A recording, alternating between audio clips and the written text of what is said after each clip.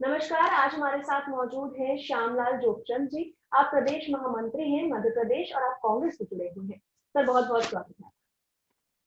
Sir, मेरा पहला सवाल आपसे ये रहेगा कि बीजेपी का कहना है कि किसानों के आंदोलन को टुकड़े टुकड़े गैंग द्वारा हाईजैक कर लिया गया है, भोले भाले किसानों को भड़काया जा रहा है। इस पर आप क्या कहना चाहेंगे?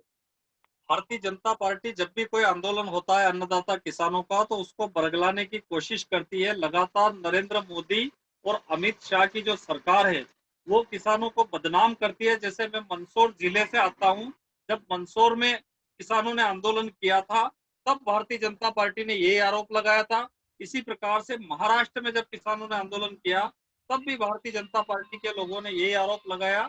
इसी तरीके से भारतीय जनता पार्टी ये जो नरेंद्र मोदी और अमित शाह है वो लगातार किसानों को भोले कह रहे। अरे इस देश का अन्न उगाते अन्नदाता किसान और इस देश में अन्न पैदा करते 125 करोड़ लोगों का पेट भरते हैं, उनको भोला कहने की हिमाकत भारतीय जनता पार्टी का नरेंद्र मोदी जो कर रहा है वो ठीक नहीं है। और हम मांग करते हैं कि जो अन्नदाताओं को भोला समझने की गलती नहीं करे। एक बार भोलेपन में जरूर अमित शाह और नरेंद्र मोदी जी को गलती से वोट डाल दिया था, उसका खमियाजा आज किसानों को भुगतना पड़ रहा है। लेकिन आने वाले समय में अन्नदाता किसान जाग चुका है और पूरी शक्ति के साथ इस लड़ाई को लड़ेगा। सर, केंद्र ने तो प्रस्ताव भेजा था लेकिन किसानों ने इसे नकार दिया। क्या आपको ये लगता है कि कानूनों को पूरी तरीके से रद्द करने की अपनी जिद को छोड़कर किसानों को संशोधन की तरफ भी ध्यान देना चाहिए? अन्नदाता किसानों की जो मांग है उस मांग पर, मूल मांग पर भारतीय जनता पार्टी की सरकार को ध्यान देना चाहिए।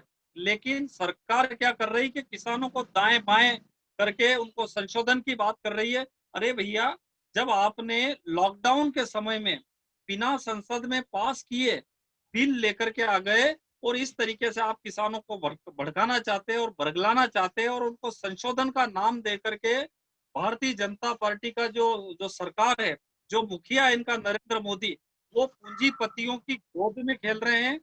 पूंजीपति अनिल अंबानी और अडानी जैसे लोगों की गोद में वो खेल रहे हैं। और सरकार अन्नदाता किसानों के खिलाफ जो कृत्य कर रही है उसको किसान कतई सहमत नहीं होंगे। कि जब मध्य प्रदेश में मंदसौर जिले में अन्नदाता किसानों का आंदोलन हुआ, लेकिन यही शिवराज सिंह चौहान यहाँ पर मुख्यमंत्री थे, उन्होंने 6 किसानों की छातियों पर गोलियां मार दी, 6 किसानों को शहीद कर दिया, 6 किसानों को जो घायल कर दिया।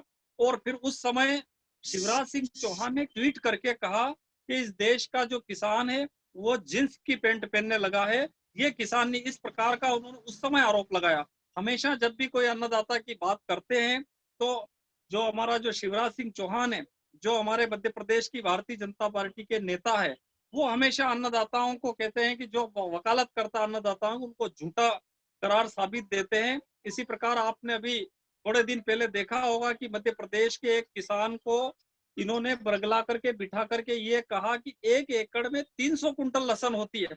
कौन सा बीज जो है भारतीय जनता पार्टी के लसन का लाते हैं और बोते हैं, पता नहीं।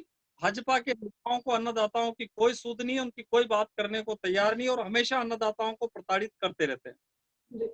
सर, एमपी के एक बड़े क्षेत्र की अगर हम बात करें तो यहाँ पर किसान आंदोलन करने की जगह पर अपने खेतों में काम करते हुए नजर आ रहे हैं। इससे क्या ये मान लिया जाए कि एमपी में किसानों को परेशानी नहीं है?